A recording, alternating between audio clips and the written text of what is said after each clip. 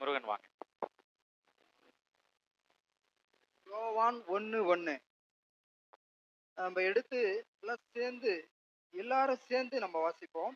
ஆதியிலே வார்த்தை இருந்தது, அந்த வார்த்தை தேவனிடத்தில் இருந்தது, அந்த வார்த்தை தேவனாய் இருந்தது.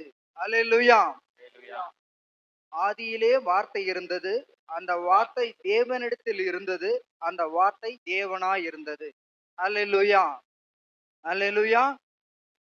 இன்னைக்கு நம்ம வார்த்தை என்ற ஒரு தலைப்பில தான் தியானிக்க போகிறோம். வார்த்தை, அந்த வார்த்தைக்கு வல்லமை உண்டு. நம்ம வல்லமை உண்டு வல்லமை உண்டுன்னு பாடுறோம். தேவனுடைய வாயிலிருந்து வர்ற வார்த்தைக்கு வல்லமை உண்டு. அந்த வல்லமை எப்படியெல்லாம் கிரியை செய்யுது, அவரை பின்பற்றுகிற நாம் எப்படி வார்த்தைகளை பயன்படுத்துகிறோம் என்பதை குறித்து தான் இந்த நாளில் நம்ம பார்க்க போகிறோம். கர்த்தருடைய வார்த்தைக்கு வல்லமை உண்டு. அந்த வல்லமை எப்படி கிரியை நடப்பிக்குது, எப்படி அப்படி செயல்படுதுன்னு சொல்லி ஆதியாகமம் 1ஆம் அதிகாரத்துல 3வது வசனத்தை வாசிங்க. தேவன் வெளிச்சம் உண்டாக கடவுது என்றார், வெளிச்சம் உண்டாயிற்று. அப்போ ஒரு ஒரு இருளா இருக்கிற ஒரு இருளுக்கு, ஒரு இருட்டுக்கு ஒரு வெளிச்சம் தேவை. அவர் வாயிலிருந்து வெளிச்சம் உண்டாக கடவுதுன்னு சொன்னாரு, வெளிச்சம் உருவாயிருச்சு. அப்படிதான் ரட்சிக்கப்படாத தேவனை அறியாத ஜனங்கள் இந்த உலகத்துல அநேகமா இருக்கிறாங்க. அவங்களுக்கு ஒரு வெளிச்சம் தேவையா இருக்கிறது. அல்லேலூயா, அல்லேலூயா. அந்த வெளிச்சத்தை யார் கொடுப்பா? நீங்களும் நானும் தான் கொடுக்கணும். அவருடைய வார்த்தை, இயேசுவினுடைய அன்பை சொல்ல வேண்டிய காலகட்டங்களிலே நாம் வாழ்ந்து கொண்டிருக்கிறோம். அவங்களுக்குள்ள இயேசுவின் அன்பு இல்லாததுனால அவங்களுடைய இருதயம் இருளா இருக்கிறது. அந்த இருளை போக்க வேண்டிய கடமை நம்மிடம் இருக்கிறது. ஆகையினால அவர்கள் இருளில் இருக்கிற மக்களுக்கு வெளிச்சத்தை கொடுக்க வேண்டிய பொறுப்பு நம்மளிடத்தில் இருக்கிறது. தேவன் சொல்றாரு, அந்த வார்த்தையானது வெளிச்சம் ஆதியில படைக்கும் போது வெளிச்சம் உண்டாக கடவுதுன்னு சொன்னாரு. அது வெளிச்சம், உலகத்துக்கு வெளிச்சம் வந்துச்சு. உலகத்திலே வாழுகிற நாம் அவரை போல சிருஷ்டித்து வைத்திருக்கிறார். எதுக்காக? அவருடைய ஜனங்களை சீர்கட்டு வழிவிலகி போயிருக்கிற, தன்னுடைய சொந்த வித்தா இருக்கிற தன்னுடைய ஜனங்களை தன் பக்கமாக திருப்ப வேண்டும் என்றுதான் உங்களையும் என்னையும் ரட்சிக்கப்பட்டு ரட்சிப்புக்குள்ள நடத்தி வளர்த்தி வைத்திருக்கிறார். அல்லேலூயா, அல்லேலூயா. அப்போ ஒரு வார்த்தை நாம விசுவாசிக்கலாம். இயேசுவை அறிந்த, இயேசுவினுடைய வல்லமை பெற்ற நாம் ஒரு வார்த்தை கொடுக்கும் போது அது வல்லமையாயிருக்கிறது. அல்லேலூயா, அல்லேலூயா. ஆண்டவர் சொல்லியிருக்கிறாருங்க, என்னை காட்டிலும் அதிகமா பலத்த காரியங்களை செய்வீர்கள் என்று சொல்லி இருக்கிறார். அப்படி இருக்கும்போது நாம் வாயின் வார்த்தைகளை பயன்படுத்துவதிலே கவனமாய் இருக்க வேண்டும். அல்லேலூயா, அல்லேலூயா. ஒரு வீட்டுக்கு நீங்க போகும்போது கூட ஆண்டவர் எளிமையா சொல்லி வச்சிருக்கிறாரு, நீங்க ஆசீர்வதிங்க, ஆசீர்வதிப்பது அல்லாமல் சபியாதிருங்கள். அப்ப அந்த வீட்டுக்கு நீங்க போனீங்கன்னா, ஆசீர்வாதம் பண்ணீங்கன்னா, அதுக்கு அவன் பாத்திரமானா இருந்தா அந்த ஆசீர்வாதம் அந்த குடும்பத்துக்கு தங்கும். அவன் அதுக்கு அபாத்திரவானா இருந்தால் அந்த ஆசீர்வாதம் திரும்ப வரும். அது உங்களிடத்திலே அந்த ஆசீர்வாதம் திரும்ப வரும் சொல்லி அருமையாக நமக்கு சொல்லி வைத்திருக்கிறார். அப்ப அந்த வாயின் வார்த்தைகளை, ஒரு மனுஷனை வார்த்தையில நம்ம காயப்படுத்த முடியும். மரணம் வரையிலும் நம்ம கிட்ட பேசாம கூட போயிட முடியும் வார்த்தைக்குனால். அப்போ நாவு நெருப்புன்னு சொல்லி வேதம் சொல்லுது. அது எவ்வளவு பெரியதான காற்றையும் சிறிய நெருப்பு கொளுத்தி விடும் என்று வேதம் நமக்கு சுட்டி காட்டுகிறது, பதிவு பண்ணி வைத்திருக்கிறார்கள். அப்ப நம்ம படிக்கிறோம், அது நம்மளுடைய நடைமுறை வாழ்க்கையில நாம் பயன்படுத்த வேண்டும் என்று தேவன் விரும்புகிறார். ஏனென்றால் கடைசி காலத்துல நம்ம வாழ்ந்துட்டு இருக்கிறோம். நம்ப முடியுதுங்களா? அவர் சொன்ன அடையாளம் இன்ச் பை இன்ச்சா நடந்து வந்துட்டே இருக்கு. இனி காலம் செல்லாது, அதிவிரைவில் வரலாம். தேவ சித்தத்தின்படி தேவனுடைய வருகை எப்படி வரும்னு சொல்லி வேதத்துல சொல்லப்பட்டிருக்கிறது. அது திருடன் வரும் விதமாக இருக்கும் என்று சொல்லப்பட்டிருக்கிறது. அப்படின்னா நம்ம ரொம்ப கவனமா இருக்க வேண்டியது அவசியமா இருக்கிறது. இந்த வார்த்தையை பயன்படுத்துவதிலே கவனமா இருக்க வேண்டும். அது பாவம் செய்யாதபடி அழகா வசனம் நமக்கு அநேக வசனங்கள் தெரியும். கோபம் ஒரு மனுஷனுக்கு வருதுன்னா கூட, நீங்கள் கோபம் கொண்டாலும் பாவம் செய்யாமல் இருங்கள் அப்படின்னு சொல்லி நம்ம சொல்லி கொடுக்கிறது. இதைத்தான் தேவனுடைய வார்த்தை அப்படி பிரகாசிக்கு ஒரு வெளிச்சத்தை உண்டாக்குமானால், நாம் வேதத்திலே அநேக காரியங்களை, ஒரு சில காரியங்களை நம்ம இந்த நாளில் பார்ப்போம். இது நமக்கு தெரிஞ்ச வசனங்க தான். நம்ம தெரியாததுல இருந்து எடுக்க போறதில்ல. பைபிள்ல இருந்து தான், சத்தியத்துல இருந்து தான் பேச போறோம். உங்களுக்கு தாவீதும் தெரியும், கோலியாத்தும் தெரியும். பல முறை நம்ம கேட்டிருக்கிறோம். அந்த காரியத்தை நீங்க நம்ம அந்த ஸ்பாட்ல அந்த சிச்சுவேஷன்ல நின்று பாத்தீங்கன்னா தான் அதன் ரகசியம் புரியும். நீங்க எடுத்து வாசிக்கலாம். 1 சாமுவேல் 17:26 வாசிக்கலாம்.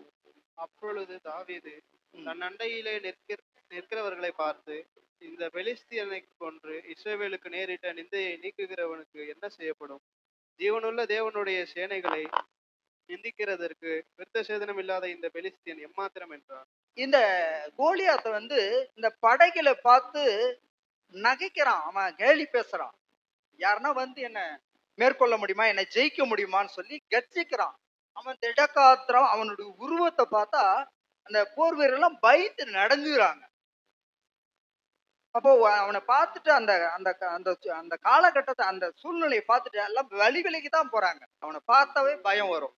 இப்ப நமக்கே ஒரு திடகாத்திரமான ஒரு மனுஷன் கம்பீரமா நிற்கும் போது ஒரு மனசுல ஒரு ஆட்டம் வருது. அப்போ அந்த போர் வீரன் அவன் பேசும்போது எல்லாருமே ஓடுறாங்க. அப்போ அந்த வசனம் சொல்லுகிறது, அப்பொழுது தாவீது தன் அண்டையிலே நிற்கிறவர்களை பார்த்து, கூட இருக்கிற அந்த போர் வீரர்கள் மற்றவங்க எல்லாம் பார்த்து அவர் பேசுறாரு. தன்னண்டையில நிற்கிறவர்களை பார்த்து, இந்த பெலிஸ்தனை கொன்று இஸ்ரவேலுக்கு நேரிட்ட நிந்தையை நீக்கிறவனுக்கு என்ன செய்யப்படும்? ஜீவனுள்ள தேவனுடைய சேனைகளை நிந்திக்கிறதற்கு. அப்ப அந்த பிரச்சனை ஆண்டவருடைய பிரச்சனைய தம் பிரச்சனைய அவன் பார்க்கிறான். அல்லேலூயா. அங்க சம்பவம் நமக்கு கதை நல்லா தெரியும், விஷயம் நல்லா பார்த்து இந்த சம்பவத்தை பல முறை கேட்டிருக்கிறோம். அந்த சேனையை நிந்தித்த காரியத்தை அவன் தன்னுடைய பிரச்சனையா பார்க்கிறான். அதுக்குதான் ஆண்டவர் சொல்றாரு, தாவீதை குறித்து சொல்லும் போது, இவன் என் இருதயத்துக்கு ஏற்றவன். அவருடைய இருதயத்தில் என்ன இருக்குதோ அதுவே அவன் பேசுறான். அல்லேலூயா. தேவனுடைய இருதயத்தை அவன் அறிஞ்சு வச்சிருந்தான். பிரியமானவர்களே, அல்லேலூயா. அந்த வசனம் சொல்லுகிறது, அழகா சொல்லுது, இஸ்ரவேலுக்கு நேரிட்ட நிந்தையை நீக்கிறவனுக்கு என்ன செய்யப்படும்? ஜீவனுள்ள தேவனுடைய சேனை நிந்திக்கிறதுக்கு விருத்த சேதனம் இல்லாத இந்த பெலிஸ்தியன் எம்மாத்திரம், இவனுக்கு என்ன தகுதி இருக்கு அப்படின்னு சொல்லி அவன் நிக்கிறான். அல்லேலூயா. இப்போ நீங்க கோலியாத்தும் தாவீதை மட்டும் போய் பார்க்காதீங்க. இந்த இடத்துல கோலியாத் மாதிரி இருக்கிற பிரச்சனையை பாருங்க. நீங்க தாவீது மாதிரி பேஸ் பண்ற அந்த விதத்தை பாருங்க. நீங்க அது கோலியாத் தாவீது மாதிரி, நான் தாவீது, முன்னாடி இருக்கிற பிரச்சனை கோலியாத், அந்த ஆங்கிள் பாருங்க. அல்லேலூயா. நான் அண்ட சராசரையும் தரத்தையும் படைத்த ஆண்டவருடைய பிள்ளை. இந்த பிரச்சனை என்ன செய்ய முடியும்? இதை நான் ஒரு வழி பண்ணாத விட மாட்டேன்னு சொல்லி ஆண்டவருடைய நாமத்தினால இதை விரட்டுவேன், துரத்துவேன், இது இல்லாம பண்ணுவேன் அப்படின்னு சொல்லி விசுவாசம் ஏன் இல்லை? அல்லேலூயா. அல்லேலூயா. வேதத்துல இந்த சம்பவம் மட்டுமே இல்ல, அதன் மூலமா கற்றுக்க வேண்டிய அநேக விஷயங்களை தேவன் வைத்திருக்கிறார். அல்லேலூயா. நம்ம சூழ்நிலையை பார்த்து பயப்படுறோம், நடுங்குறோம். வசனம் சொல்லுகிறது, பயப்படுகிறவன் அன்பிலே பூரணப்பட்டவன் அல்ல. அல்லேலூயா. அன்பின் ஆண்டவரை வழிபடுற நாம எப்படி நமக்கு அந்த பயம் வரும்? பிரச்சனை வரும்போது நமக்கு பார்த்த நடுக்கு வர்ற மாதிரி தான் தெரியும். நமக்கு உதவிக்கரம் நீட்ட ஆண்டவர் உண்டு என்பதை மறந்து விடுகிறோம். ஹல்லேலூயா. எப்பவுமே நினைவு வச்சிருக்கணும். கடந்த காலங்களில் நம்ம நாம பார்த்தோம். பரிசுத்த ஆவியானவரை நம்ம இருதயத்துல தக்க வச்சுக்கணும்னு சொல்லி பார்த்தோம். புரியுதுங்களா? அப்ப அந்த பரிசுத்த ஆவியானவர் நம்ம தக்க வச்சுட்டு நம்ம இருதயத்துல எப்பவுமே வச்சிருந்தோம்னா அவர் உணர்த்தி கொண்டே இருப்பார். எவ்வளவு பெரிய கோலியாத் போன்ற எவ்வளவு பெரிய பிரச்சனை வந்தாலும் நாம் சோர்ந்து போக மாட்டோம். அல்லேலூயா, அல்லேலூயா. தாவீதுக்கு பிரச்சனை இல்லைங்களா? அவர் மரணத்துக்கு பயந்து ஓடிட்டு இருந்தாரு. அல்லேலூயா. பிற்பாடு மரணத்துக்கு பயந்து ஓடிட்டு இருந்தாரு. ஆனா அந்த சின்ன வயசுல அவருக்குள்ள அந்த வெறி, தேவன் மேல் உள்ள வாஞ்சை தான் விருத்த சேதனம் இல்லாத இந்த பெலிஸ்தியன் எம்மாத்திரம் என்று சொல்லி அவனால் சொல்ல முடிந்தது. அல்லேலூயா. 36வது வசனத்தை வாசிங்க. அந்த சிங்கத்தையும் அந்த கரடியையும் உம்முடைய அடியானாகிய நான் கொன்றேன். விருத்த சேதனம் இல்லாத இந்த பெலிஸ்தனும் அவைகளில் ஒன்றை பேயால் இருப்பான். அவன் ஜீவனுள்ள தேவனுடைய சேனைகளை நிந்தித்தானே என்றான். இப்போ இதுக்கு முன்பதாக அங்க அவங்க அப்பா எல்லாருமே பார்த்து இவன் சின்ன பையனாக்குறானே எப்படி இத எதிர்கொள்ள முடியும்னு சொல்லி அதுக்குள்ள ஒரு குழப்பம் வருது, பேசுறாங்க. அப்போதான் அந்த சம்பவத்துல அங்க வருது. அப்போ சொல்றாரு, நான் அந்த காட்டுல ஆடு மேய்க்கும் போது அந்த சிங்கத்தையும் அந்த கரடியும் உம்முடைய அடியானாகிய நான் கொன்றேன். அப்போவே அவன் சிங்கத்தையும் கரடியும் அடிச்சு கொண்டிருக்கிறான். அவன் கொண்டது மட்டும் இல்ல, வசனம் சொல்லுது, இந்த பெலிஸ்தனும் அவைகளில் ஒன்றை போல் இருப்பான். அது ஒரு மிருகம், இது ஒரு மிருகம்னு சொல்றான். அல்லேலூயா. கோலியாத்த மிருகத்தோட வந்து சேர்த்திருக்கிறான். புரியுதுங்களா? உங்களுக்கு எதிராக இருக்கிற பிரச்சனை, உங்களுக்கு விசுவாச வாழ்க்கையில வளர முடியாத கொண்டு வருகிற இடர்பாடுகள், தடைகள், இவை யாவையும் பிசாசு கொண்டு வருகிற கோலியாத் என்பதை மறந்து விடாதீர்கள். அல்லேலூயா. அந்த கோணத்திலே நாம் அணுக வேண்டும். அப்பதான் ஆவிக்குரிய ஜீவிதத்திலே முன்னேறி செல்ல முடியும். அப்போ வசனம் சொல்லுகிறது, அவைகளில் ஒன்றை போல் இருப்பான். அவன் ஜீவனுள்ள தேவனுடைய சேனைகளை நிந்தித்தானே. இது யாருடைய சேனை? ஜீவனுள்ள தேவனுடைய சேனை. அல்லேலூயா. நாம் யாருடைய சேனை? ஜீவனுள்ள தேவனுடைய சேனைகள். அல்லேலூயா. இத மறந்து போயிடக்கூடாது. சோர்ந்து போயிட்டு உட்கார்ந்துட்டு அப்பா என்ன விடுவியும், நீ யாருடைய புள்ள? மறந்து போயிடக்கூடாது. பயம் வரத்தான் செய்யும், சூழ்நிலை மொத்தமா காயப்படத்தான் செய்வோம், வழிகளை வரத்தான் செய்யும், வேதனை இருக்கத்தான் செய்யும். ஆனால் அவை யாவற்றிலும் ஜெயித்து, சிலுவையிலே ஜெயித்த இயேசு கிறிஸ்து நமக்கு உண்டு. ஹல்லேலூயா. பேருக்கு தான் விசுவாசிகள், ஆனா சூழ்நிலை பார்த்து பயப்படுறோம். அப்படி இருக்கக்கூடாது. ஆண்டவர் வரும்போது நம் பூரணரா இல்லாவிட்டால் பரலோக ராஜ்யத்திற்கு பங்கடைய முடியாது. காலத்தை பார்த்தால் போதகராய் இருக்க வேண்டிய நீங்கள் பாலை உண்ணத்தக்க குழந்தைகளா இருக்கிறீர்கள் என்று சொல்லி நம்ம தான் கேட்கிறாரு. நம்ம ஆயுசு நாட்கள் அதிகமா இருக்கலாம், நம்ம ஆண்டவரை அறிந்த நம்ம வயசு அதிகமா இருக்கலாம். அதனால என்ன, இன்னைக்கு இருக்கிற சூழ்நிலையில நம் ஆவிக்குரிய ஜீவியத்தை எப்படி பரிசுத்தமாக தேவன் விரும்புகிற வண்ணமாக பாதுகாத்து கொண்டு இருக்கிறோம் என்பதுதான் சிறப்பான காரியம். அதைத்தான் தேவன் பார்ப்பார். பரிசுத்தம் இல்லாமல் ஒருவனும் தேவனை தரிசிக்கவே முடியாது. அல்லேலூயா. ஏனென்று சொன்னால் அவர் பரிசுத்தர். அல்லேலூயா. அவர் பரிசுத்தர், பரிசுத்தர், பரிசுத்தர். பாவம் எவ்வளவும் இல்லை. அவர் பாவத்தை வென்று விட்டார். பாவத்தை அவர் வென்றதுனாலதான் நமக்கு ரட்சிப்பு வந்தது. ஹல்லேலூயா. அந்த ரட்சிப்பின் பாதையில தான் தேவனை நோக்கி நம்ம ஓட வேண்டும், முன்னேறி செல்ல வேண்டும். அப்ப முன்னேறி சென்றுட்டே இருந்தாதான் நமக்கான தொடர் வளர்ச்சி பாதையில தேவனுடைய கிருபைகள் கொடுத்து கொண்டே இருப்பார். நம்முடைய ஆவிக்குரிய ஜீவியத்தை தக்க வைத்துக் கொள்ளுவோம். தேவனுக்கு உகந்தவர்களாக நாம் வளருவோம். அடுத்த வசனத்தை வாசிங்க. பின்னும் தாவீது, என்னை சிங்கத்தின் கைக்கும் கரடியின் கைக்கும் தப்புவித்த கர்த்தர் இந்த பெலிஸ்தனுடைய கைக்கும் தப்புவிப்பார் என்றான். அப்பொழுது சவுல் தாவீதை பார்த்து, ஓ, கர்த்தர் உன்னுடனே கூட இருப்பாராக என்றான். அல்லேலூயா. அங்க ஒரு வார்த்தை வருது. என்ன வார்த்தை வருது? கர்த்தர் உன்னோடு கூட இருப்பார். அல்லேலூயா. நீங்கள் உங்களுக்கு நீங்க போராடுகிற போராட்டத்தை பார்த்து ஆண்டவர் சும்மா இல்ல, அவர் பார்த்துட்டே தான் இருக்காரு. நீ அவரை நோக்கி பாக்குறன்றதான் விஷயம். அவர் உன்னை பார்த்துட்டு தான் இருக்கிறார். நீ எல்லா சூழ்நிலையிலும் அவரை நோக்கி பார்த்தால் உனக்கு ஒரு வார்த்தை வரும். அந்த வார்த்தைக்கு வல்லமை உண்டு. அந்த வார்த்தை உன்னை வழி நடத்தும். அல்லேலூயா. நீ வார்த்தை பெற்றுக்கொள்ள தயாரா? வார்த்தை தேடணும். உனக்கு வர்ற பிரச்சனைக்கு நீ இருக்கிற சூழ்நிலையை பார்த்து தேடக்கூடாது. தேவனிடத்திலிருந்து என்ன வார்த்தை வரும் என்று சொல்லி நீ முழங்காலிலே நின்று நீ தேவ சமூகத்திலே கேட்டாய். ஆனால் உனக்கு ஒத்தாசை வரும் பர்வதங்களுக்கு நேராக நீ கைகளை ஏறெடுக்கும் போது வானத்தை பூமியும் உண்டாக்கிற கர்த்தரிடத்திலிருந்து நிச்சயமாக உனக்கு பதில் வரும். ஹல்லேலூயா. அதையே மறந்து போற. தெரியுது, நீ செயல்படுத்துறியா? அதான் காரியம். நீ செயல்படுத்து. உன் வல்லமையை நீ பயன்படுத்து. கர்த்தர் மகிமைப்படுவார். உன்னை கொண்டு அநேக காரியங்களை செய்ய அவர் வல்லமையுள்ள தேவனாயிருக்கிறார். சவுல் தாவீதை பார்த்து, போ, கர்த்தர் உன்னோடு கூட இருக்கிறார். அப்போ விசுவாசியா இருக்கிற உங்களோடு கூட கர்த்தர் இருக்காரா? அப்பதான் நமக்கு பதில் வரும். அப்பதான் நமக்கு அவரிடத்துல இந்த பிரச்சனை எப்படி கையாளுறதுன்னு தெரியும். மொத்தமே நம்மளுடைய அறிவில் செயல்படக்கூடாது. பிரியமானவர்களே, அறிவு பெருத்தவன் நோவு பெருத்தவன். சொல்றது பயமா இருக்கு இல்லையா? நோயாளி ஒரு விசுவாசியை பார்த்து அழகா ட்ரெஸ் பண்ணிட்டு குளிச்சுட்டு ஞாயிற்றுக்கிழமை ஃப்ரெஷ்ஷா வந்திருக்கிறான். உன்னை பார்த்து நோயாளின்னா கோவம் வருமா இல்லையா? வரும். ஆவிக்குரிய நோயாளிகளா இருக்கக்கூடாது பிரியமானவர்களே. ஹல்லேலூயா.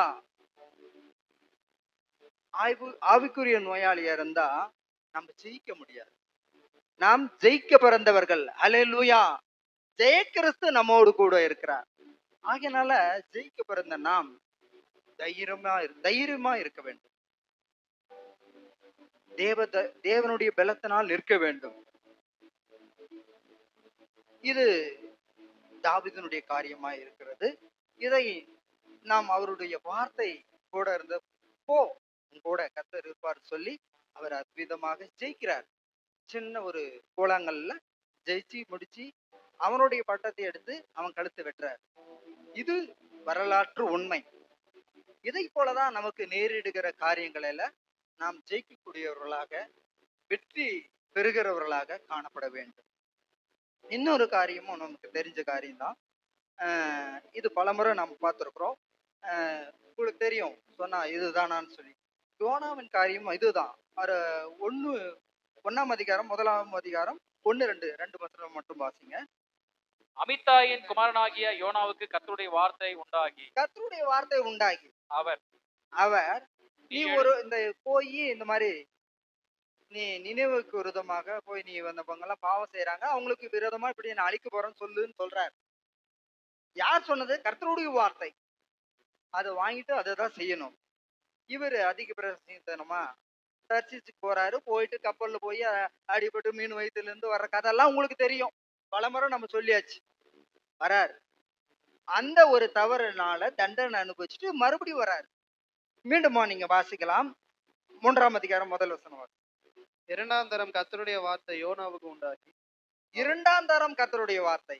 முதல் தரம் போக்கடிச்சிட்டாரு, பிரச்சனை சால்வ் பண்ணிட்டு அனுபவிச்சுட்டு ஜெபம் பண்ணிட்டு வராரு. 2ஆம் தரம் கர்த்தருடைய வார்த்தை யோனாவுக்கு உண்டாகி, நீ அதே வார்த்தை தான், நீ எழுந்து மகா நகரமாக நினைவுக்கு போய் நான் உனக்கு கற்பிக்கும் வார்த்தைகளை அதற்கு விரோதமாக பேசுங்க என்றார்.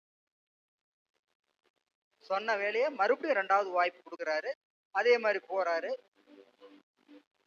சொல்றாரு. அப்போ அந்த மக்கள் தேவனுடைய கிருபை பெற்றவர்கள் தான் சொல்லணும். பாவத்தில் இருந்தாலும் தேவனுடைய வார்த்தை வந்தது என்று சொல்லி ஒரு தீர்க்கதரிசி வந்து சொல்றாருன்னு சொல்லி அவங்க ஏற்றுக்கொண்டு தேவனுக்கு நேராக தங்களை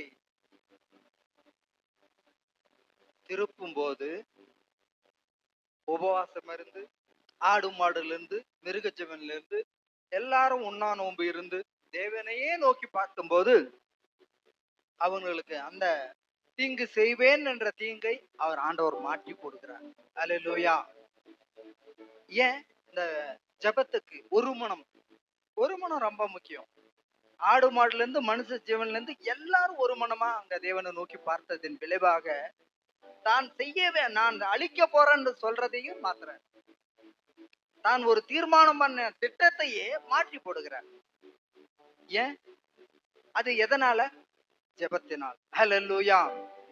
ஜெபத்தினால, தேவனுக்கு தெரியப்படுத்துறதுனால, அவங்க கதறலும் கூக்குறலும் அவர் சமூகத்துல வந்து எட்டினது. நான் அவங்களாம் மனம் திரும்பிட்டாங்கப்பா, நான் இதை செய்ய போறதில்ல அப்படின்னு சொன்ன பின்பாடு இந்த தீர்க்கதரிசியான யோனாவுக்கு ரொம்ப விசனமாயிருச்சு. அவருக்கு ரொம்ப பிரஸ்டேஜ். அவர் என்ன பண்ணிட்டாரு, நான் ஃபர்ஸ்டே சொன்னேன், அவரு ஆண்டவருக்கு ஆலோசனை சொல்றாரு, நான் முதல்லயே உங்களை பத்தி தெரியும், அதனாலதான் நான் தரிசிச்சு போனேன், தெரிஞ்சுட்டு தான் நான் போனேன், நீங்க என்ன பண்ணீங்க அதே போல இப்படி பண்றீங்களே அப்படின்னு சொல்லி இவங்களுக்கு நடந்தே தெரியணும் அப்படின்னு சொல்லி போய் உக்காந்துட்டு அந்த ஆமானுக்கு செடி ஒரு செடியில உட்காந்துட்டு பார்த்துட்டே இருக்கிறார். அப்பதான் ஆண்டவர் எவ்வளவு புரிய வைக்கிறாருன்னு பாருங்க. அந்த வசனத்தை நீங்க வாசிக்கலாம். 4ஆம் அதிகாரம் 10-11 வாசிங்க. அதற்கு கர்த்தர், நீ பிரயாசப்படாததும் நீ வளர்க்காததும் ஒரு ராத்திரியிலே முளைத்ததும் ஒரு ராத்திரியிலே அழிந்து போனதுமான ஆமணக்குக்காக பரிதபிக்கிறாயே. போதும். இப்போ அதுக்குள்ள அந்த உட்காந்து பார்த்துட்டு இருக்கும்போது இன்னொரு சம்பவம். அவருக்கு வெயிலா இருக்குதுன்னு சொல்லி ஒரு ராத்திரியில ஒரு ஆமணக்கு செடி, முத்துக்கூட்ட செடி, ஆமணக்கு செடியை முளைக்க வைக்கிறாரு. அதுக்கு இலையெல்லாம் நல்லா விரிவா இருக்கும். பார்த்தோன்னா அது நிழல் நல்லா தான் இருக்கும். கொடையா இருக்கிறதுனால நிழல் வரும். அதனால அவரு சந்தோஷமா உட்காந்து பார்த்துட்டு இருக்காரு. ஒரே ராத்திரில பூச்சி விட்டு செல்ல இருக்கிற மாதிரி அடிச்சுட்டு வெயில் நேரடியா படுற மாதிரி பண்ணிட்டாரு ஆண்டவர். அதனால அந்த உஷ்ணம் அவனை தாக்குறதுனால இன்னும் அவன் டென்ஷன் ஆகுறான். நான் இருக்கிறத விட செத்து போயிட்டா பரவாயில்லன்னு சொல்லி அவன் புலம்ப ஆரம்பிக்கிறான். அப்பதான் ஆண்டவர் சொல்ற, வாசிங்க. அப்ப வலது கைக்கும் இடது கைக்கும் வித்தியாசம் அறியாத 120,000 பேருக்கு அதிகமான மனுஷரும் அநேக மிருக ஜீவன்களும் இருக்கிற மகா நகரமாகிய நினிவேக்காக நான் பரிதவியாமல் இருப்பேனோ என்றார். அல்லேலூயா. அப்போ நல்லா தெரியுது, மனுஷங்க எல்லாம் அவருடைய வித்து, அவரால் படைக்கப்பட்டதும் அவருக்குரியவர்கள். அதனால அவரு திட்டத்தை போடவும் செய்வாரு, சூழ்நிலை மொத்தமா மாத்தவும் செய்வார். அதுல நம்ம கேள்வி கேட்கறதுக்கு நமக்கு எந்த ரைட்ஸும் கிடையாது, எந்த உரிமையும் கிடையாது. ஆகையினால அப்படி யோனாவை போல் இருக்க வேண்டாம் என்று நம்ம இந்த காரியங்களை பார்க்கிறோம். கர்த்தருடைய வார்த்தை வரும்போது அதுக்கு கீழ்ப்படுகிறவர்களா இருக்க வேண்டும். அப்படி ஒரு தவறு செஞ்சுட்டோம்னா கூட மீண்டும் ஒரு வாய்ப்பை தர்றார். யோனாவுக்கு 2வது வாய்ப்பை கொடுத்துதான் அவனுடைய புத்தியை தெளிவிக்கிறார். ஆகையினால இந்த காரியம் அநேக முறை கேட்டிருந்தாலும் இந்த காலகட்டத்துக்கு தேவையா இருக்கிறதுனால இதை கவனிக்க வேண்டியது அவசியமா இருக்கிறது பிரியமானவர்களே. அப்போ ஆவிக்குரிய ஜீவித்துல முன்னேறி செல்லணும்னா நம்ம எல்லாம் ஒரு இலக்கை நோக்கி தான் ஓடுறோம். புரியுதுங்களா? நமக்கு இலக்கு என்ன? எப்படியாவது பரலோக ராஜ்யம் போயிடணும், ஆண்டவரை நம்ம தரிசிச்சிடணும், அவரை பார்த்துடணும் அப்படின்னு ஆசைக்குதா இல்லையா? என்ன பார்க்கறத பார்த்தா ஆசை இல்லையா? அல்லேலூயா. ஐயோ இவ்வளவு பாடம் அதுக்கு தாங்க, இவ்வளவு கஷ்டப்படுறது எதுக்கு? ஆண்டவரை பார்க்கணும், பரலோக ராஜ்யம் எப்படியோ போயிடணும், இதான் ஆசை. இதை தவிர வேற ஆசை இல்லை. அந்த ஆண்டவரை பார்த்தா நம்ம என்ன எப்படி பாடுவோம்? பாடி பார்த்தலாமா? 1394. வானம் மீதிலே என் மன்னன் வருவான், மகிமையோடு என்னை ஏற்றுக்கொள்ளுவான். வானம் மீதிலே என் மன்னன் வருவான், மகிமையோடு என்னை ஏற்றுக்கொள்ளுவான். நான் அங்கே போவேன், ஆர்ப்பரிப்பேன், என் ஆண்டவரின் துதியை சொல்லி மகிழ்வேன்.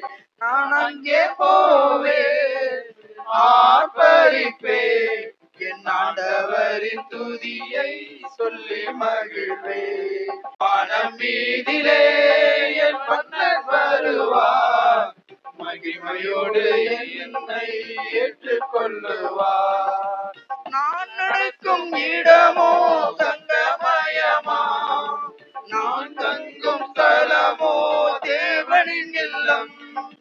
நான் நடக்கும் இடமோ தங்கமயமா, நான் தங்கும் ஸ்தலமோ தேவனின் இல்லம். தூதர்கள் போல நானும் இருப்பேன், அவரின் கட்டளையை செய்து முடிப்பேன். என்றும் இருப்பேன். என் தூயவரின் கட்டளையை செய்து முடிப்பேன். வானம் மீதிலே என் மன்னன் வருவார், மகிமையோடு என்னை ஏற்றுக்கொள்ளுவார். வானம் மீதிலே என் மன்னன் வருவார், மகிமையோடு என்னை ஏற்றுக்கொள்ளுவார். அல்லேலூயா, அல்லேலூயா, அல்லேலூயா. அதுக்குதான் அந்த ஆசபாசம் கர்த்தரை நோக்கி நம்ம பார்க்கிறது. எல்லாத்துக்குமே அதான் சந்தோஷம். அறியாதவர்களுக்கு சின்ன சின்ன சந்தோஷம். தேவனை அறிந்து நமக்கு அவரை பார்ப்பதுதான் சந்தோஷம். அல்லேலூயா, ஆமென். அல்லேலூயா. ஹalleluya. அவர் வானத்துல வருவாராம், நம்ம அவரோடு போவோமா. என்னது, நீங்க வசனத்தை நீங்க கூர்ந்து கவனிக்கும் போது அதெல்லாம் ஆச்சரியமான நிகழ்வு தான். 1000 வருடம் அவரோடு கூட நம்ம அரசாட்சியில பங்கு ஒரு ஆளுகையில இருப்போமானால் அதை காட்டிலும் பெரிய ஒரு பாக்கியம் கிடையாது. ஆமென். அல்லேலூயா, ஹalleluya. அல்லேலூயா. ஹalleluya. ஆண்டவரை தரிசிக்க தான் இந்த பாடுகள், இந்த போராட்டம். நமக்கு இப்போ இருக்கிற பிரச்சனை, ஒரு பிரச்சனை தான் நமக்கு தலை தூக்கி இருக்கு. இதுக்காக அநேகர் நீங்க ஜெபம் பண்றீங்க, அது உங்களை பாரப்படுத்துகுது. அல்லேலூயா. இது தேவனுடைய அன்புதான். இந்த சபையின் காரியத்தை குறித்து தான் நீங்க தொடர்ச்சியா ஜெபம் பண்றீங்க. தேவன் அதை பார்த்துட்டு இருக்கார். அல்லேலூயா. ஹalleluya. அந்த வாஞ்சையெல்லாம் கரெக்டு தான், சரியா அவர் நினைக்கிற மாதிரி நம்ம நடந்துக்கணும். அல்லேலூயா. ஹalleluya. அவர் நினைக்கிற மாதிரி நம்ம நடக்கணும். நம்ம அறிவு செயல்படக்கூடாது. ஒரு காரியத்தை நம்ம எடுத்தோம்னா அதை நம்ம புரிஞ்சுக்கணும். தேவ சமூகத்துல வச்சு நம்ம நிதானித்து பார்க்கணும். நமக்கு பண வசதி இல்லை அப்படின்னு சொல்லி தான் முதல்ல ஆரம்பிக்கும் போது ஒரு வழக்கு தொடருவோம் என்று ஏகமனதா நம்ம முடிவு பண்ணோம். உண்மையா இல்லையா? வழக்கு நம்ம கிட்ட நிர்வாகம் இல்லை, அதை வாங்குவது இந்த தேவனுடைய ஆலயத்தை வாங்கக்கூடிய நிர்வாகம் நமக்கு இல்லை. அதனால நம்ம ஒரு வழக்கு போடுவோம். குறிப்பிட்ட நாள் அது இழுத்துட்டு போவோம், அப்புறம் பார்த்துக்குவோம் தேவன் ஏதாவது செய்வார்னு எடுத்தோம். அந்த வழக்கின் மூலமாக தான் தேவன் நமக்கு இன்ன வரைக்கும் தக்க வச்சிருக்கிறார். அல்லேலூயா. ஹalleluya. உண்மைதானே? அந்த வழக்கு முடியவில்லை. அல்லேலூயா. என்ன நோக்கத்துக்காக நம்ம வழக்கு போட்டோமோ அந்த வழக்கு தீர்வு முடிவு வரவில்லை. அதற்குள்ளாக அநேக சத்தங்களை கேட்டு நாம் ஒரு முடிவுரை எழுதக்கூடாது. அல்லேலூயா. உண்மையா இல்லையா? தேவனுடைய காரியம் வரட்டும், வராத போகட்டும். வராது போகுமா? வராத போறதுக்கு வாய்ப்பே இல்லை. ஹல்லேலூயா. வானமும் பூமியும் அவருடையது, பூமியும் அதன் நிறைவும் அவருடையது.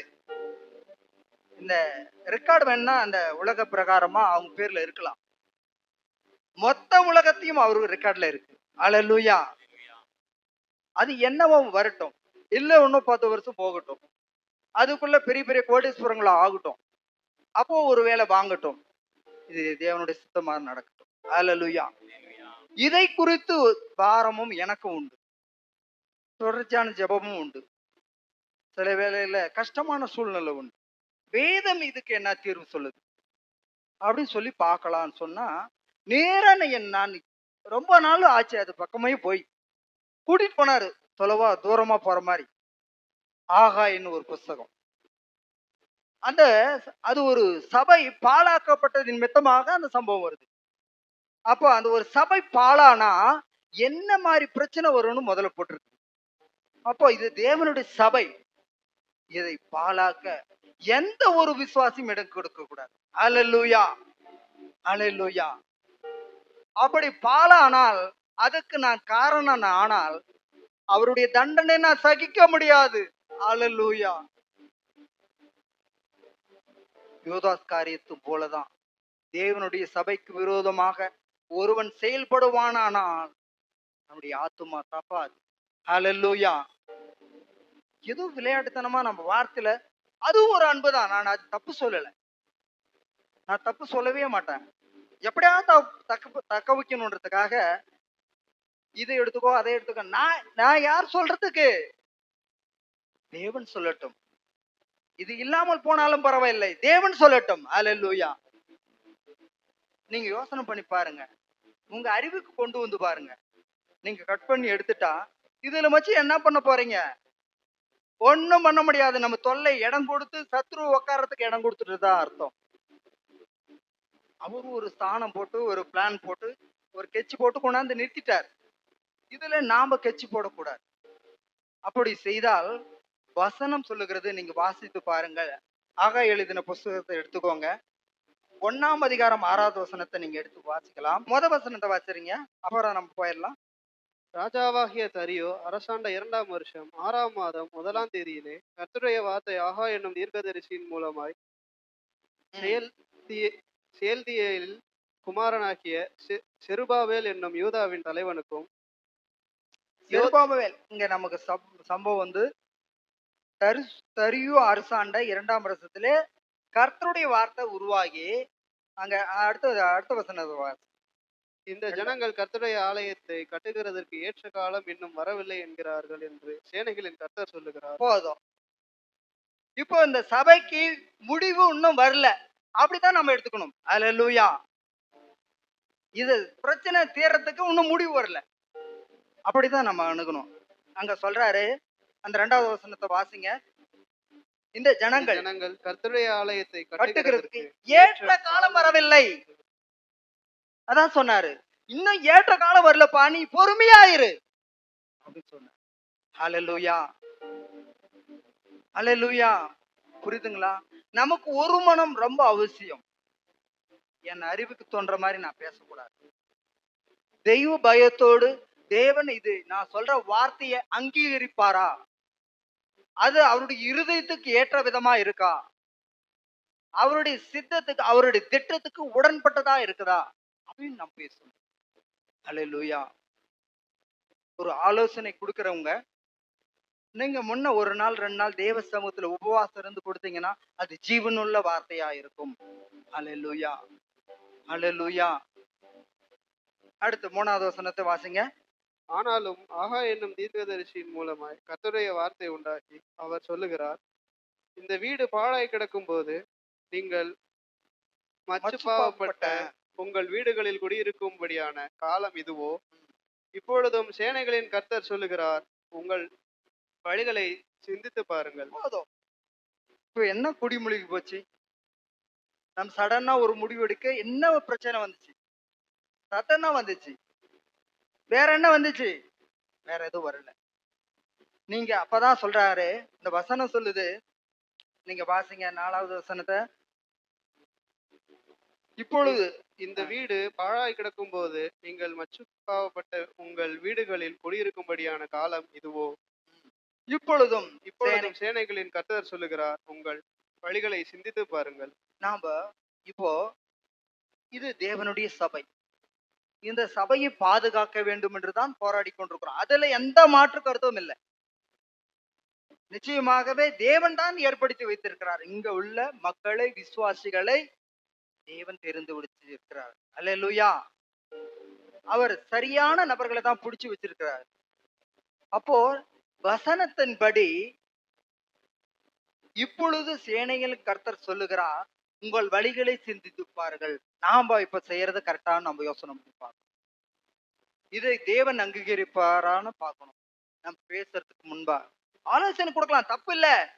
அநேக ஆலோசனைக்காரர்களா தான் ஜெயம் கிடைக்கும், அது தவறு இல்ல. நாம தப்பா பேசியிருந்தாலும் தப்பு கிடையாது. அல்லேலூயா. நீங்க யாரும் வருத்தப்படாதீங்க, ஐயோ நான் இப்படி சொல்லிட்டேனே அது பாவமா, சொன்னதுனாலதான் ஆண்டவர் பேசுறாரு. அல்லேலூயா.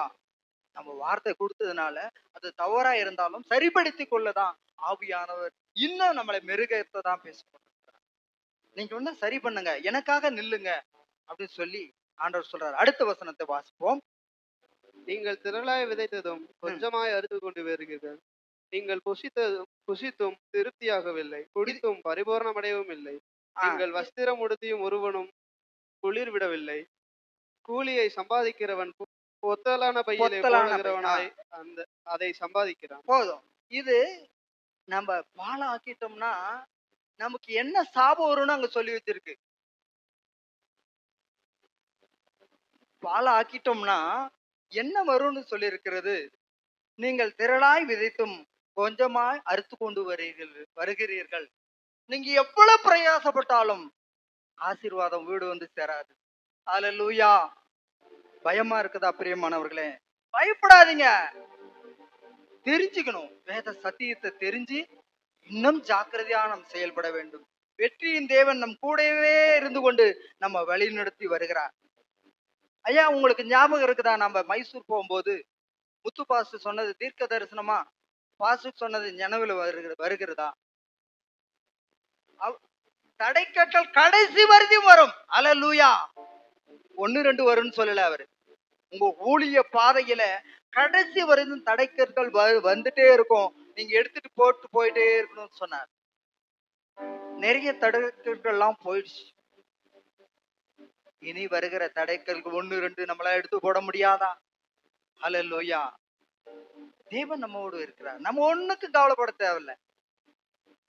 இங்க உள்ள விசுவாசிகளை அளவு குறித்து நான் சொல்லுகிறேன். அவர்கள் பணம் படைத்தவர்களா இருந்தால் தூக்கி குப்பை மாதிரி போட்டுருவாங்க. ஹல்லேலூயா. அப்படிப்பட்ட ஆத்மாக்களை தான் பிடித்து வைத்திருக்கிறார் ஆண்டவர். இந்த சபையிலே வைத்திருக்கிறார். நீங்கள் திரளாய் விதைத்தும் கொஞ்சமாய் அறுத்து கொண்டு வருகிறீர்கள். நீங்கள் புசித்தும் திருப்தி ஆகவில்லை.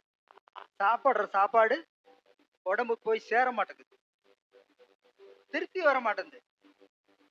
ஒரு வெறுமையா இருக்குது. அடுத்ததா திருப்தி ஆகல. குடித்தும் பூரணமடையவில்லை.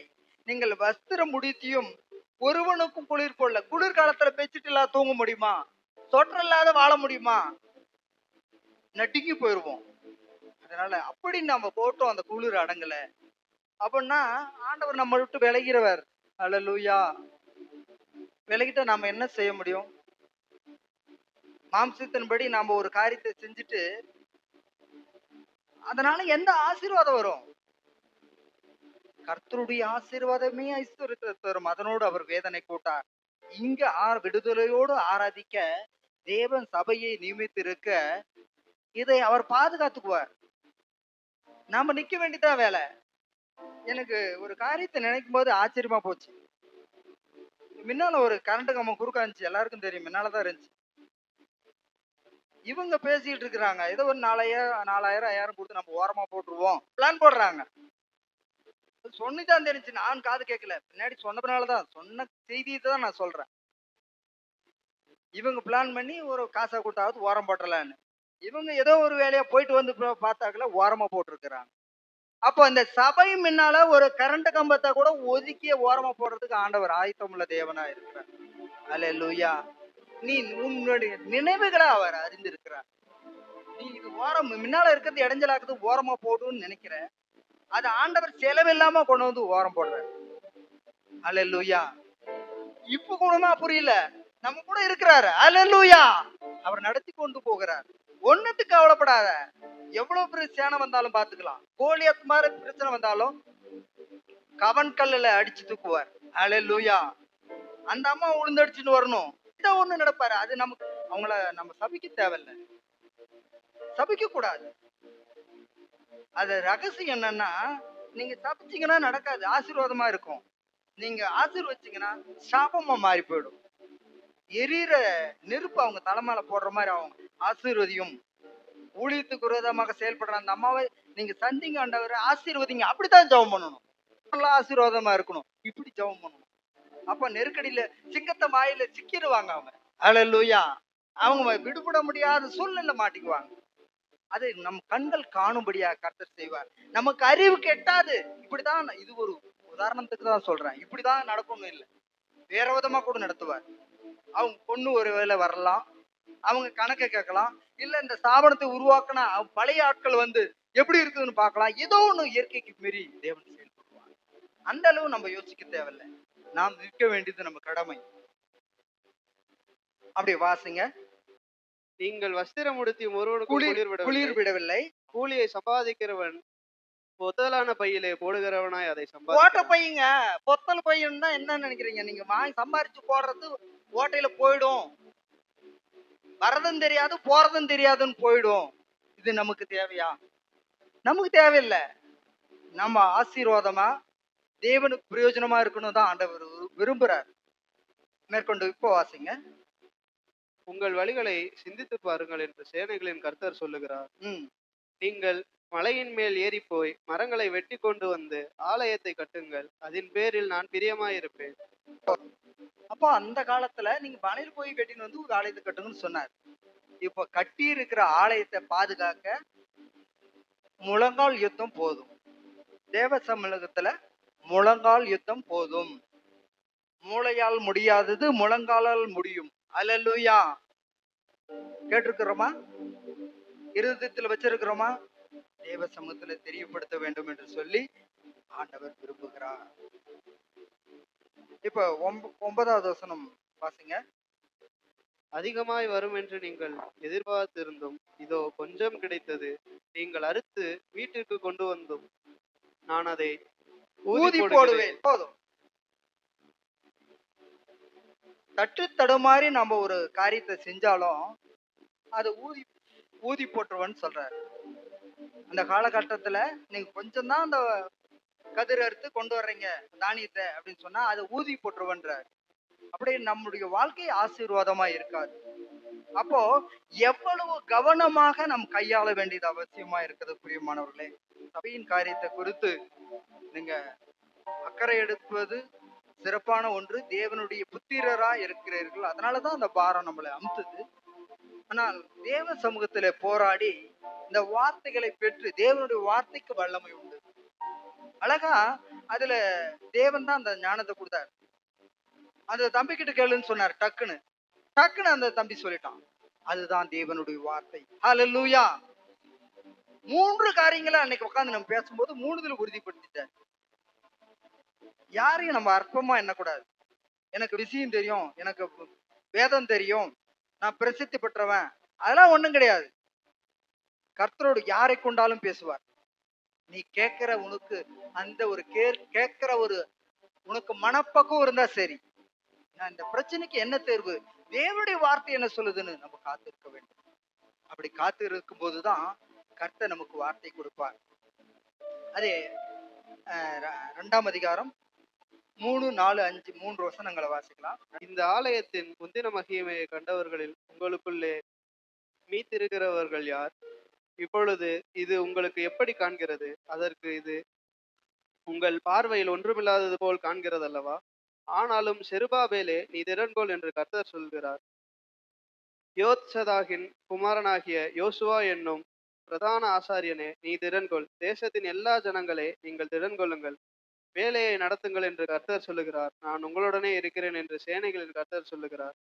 நீங்கள் எகிப்திலிருந்து புறப்படுகிற போது நான் உங்களோட உடன்படிக்கை பண்ணின வார்த்தையின்படியே என் ஆவியானவரும் உங்கள் நடுவிலே நிலை கொண்டிருப்பார். பயப்படாதீருங்கள். அல்லேலூயா. சேனைகளின் கர்த்தர் நம்மோடு இருக்கிறார். அல்லேலூயா. அல்லேலூயா. சேனைகளின் கர்த்தர் நம்மோடு இருக்கிறார். அவர் பார்த்துப்பார். இனி ஜெபிக்கிற ஜெபம் எப்படி இருக்கணும்? அவருக்கு பிரியமானதா இருக்கணும். அவர் மகிமைப்படும் விதமா நம்ம ஜெபிக்கணும். என்ன ஆகுமோன்னு பயப்பட தேவையில்லை. ஒண்ணும் ஆக போறதில்ல. வெற்றி நமக்கு தான். ஜெபிக்கணும். தேவனுடைய பார்வை நம்மேல் படும்படியாக நம்ம ஜெபிக்கணும்.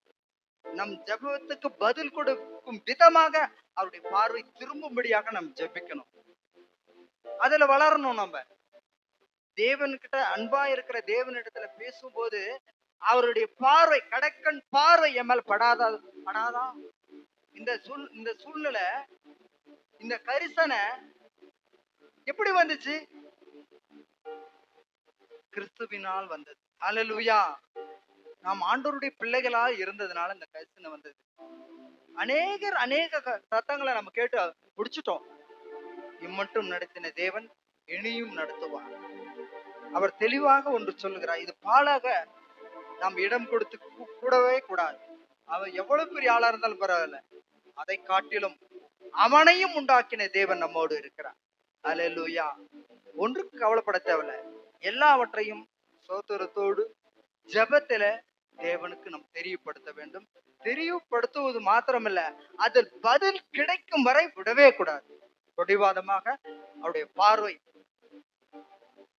கல்வாலி மரத்தடியில இந்த கிதியோன் உட்கார்ந்துட்டு, என்னை ஆசீர்வதித்தால் ஒளிய உம்மை போக விடேன்.